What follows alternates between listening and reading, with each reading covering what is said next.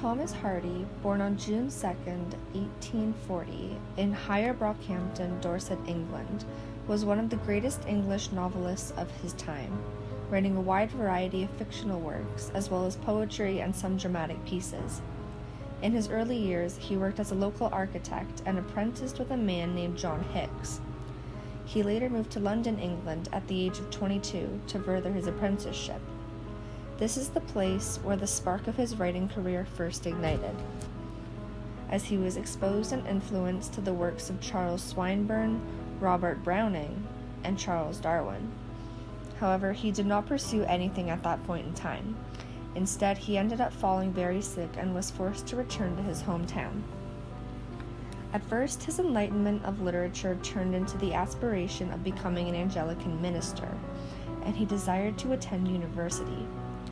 He pursued this education while simultaneously working as an architect and writing small fictional pieces in his spare time. But as his education deepened, his fixed interest in religion faded away, and so did his budget to attend the university. This resulted in his dropping of the practice. Hardy then focused all of his energy and time into writing. He began with the first story, The Poor Man and the Lady, but it was turned down by every publisher he sent it to. This sent him back to the drawing board. He returned then in 1871 with his next story, Desperate Remedies, which did get published and kick-started his fame and career. For years to come, he brought an array of different stories to the public's eye, and in 1874 he met and married his first wife, Emma Lavinia Gifford. He also released his next novel that same year, Far from the Maddening Crowd. Between the years of 1874 and 1891, he released the novels The Return of the Native, The Mayor of Casterbridge, and Tess of the Urdervilles, accompanied by smaller pieces of poetry and scripts. Then, in 1895, Jude the Obscure was published. Jude the Obscure ended up being Hardy's very last novel ever written, before he retired to only writing poetry and drama. However, why it was his last novel is very imperative to note, and was very detrimental to his career and status as an author of his time period.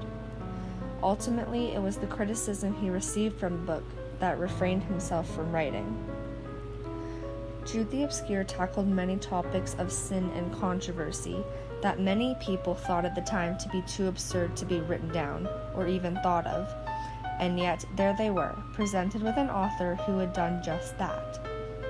Firstly, the novel has a very large theme of adultery, as seen through the relationships between Sue and Mr. Phillotson, and Arabella and Jude. Also, when Mr. Phillotson condones Sue and Jude's affair and allows Sue to be free of their marriage, was not liked.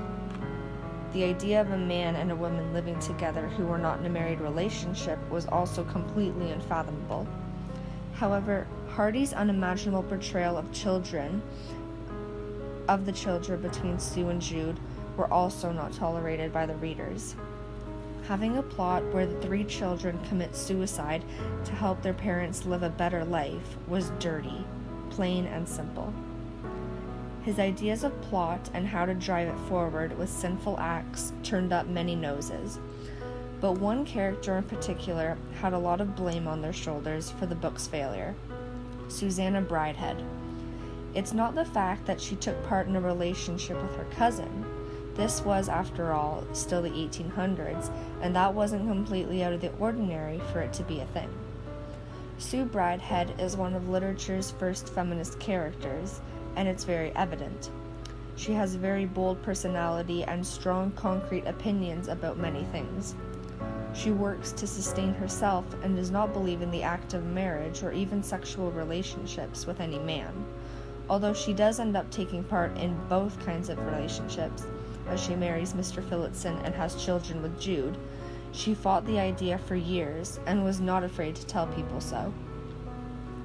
She was independent and had a strong will and mind of her own, and the readers and critics of the Victorian era did not approve whatsoever. Jude the Obscure turned into Jude the Obscene, as said by one critic, and Hardy was forced into remission, where he lived the rest of his life, writing more appropriate and more accepted short stories. On November the 27th, 1912, his wife Emma died, and that influenced a theme of many depressing poems that were also laced with the theme of war and death because of the World War I that was taking place around him.